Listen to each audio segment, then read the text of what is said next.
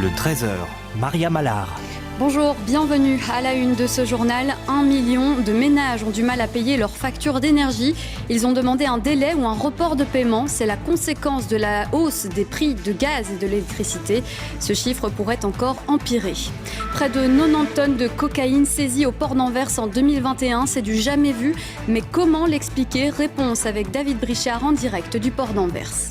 Les masques FFP2 sont-ils la solution face aux variants Omicron ? Ils sont en tout cas recommandés pour les personnes les plus fragiles chez nous. À quel point sont-ils plus efficaces ? On verra cela dans ce journal. Les vols seront-ils bientôt plus taxés ? Dans un premier temps, le gouvernement fédéral voulait taxer les vols de courte distance seulement. Mais finalement, cela pourrait concerner tous les vols. On verra cela en direct avec Maxime Dumoulin. Et puis on ira en Bretagne, à Cancale, en fin de journal. Paradis pour les photographes et amateurs de grand air. C'est notre perle d'hiver.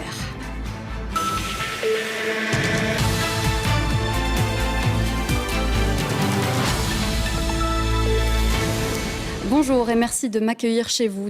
Dans la suite de ce journal, on ira à la rencontre de boxeuses irakiennes. Elles brisent les tabous dans une société encore largement conservatrice. En région liégeoise, des victimes des inondations ont choisi de vendre leur maison, parfois en ruine. Et contrairement à ce que l'on pourrait croire, elles trouvent des acheteurs. Et un au revoir en breton naturellement. Et c'est sur cet au revoir en breton que se termine ce journal. Tout de suite, vous retrouvez Caroline Dessogne pour la météo. Vous avez ensuite rendez-vous avec Affaires conclues.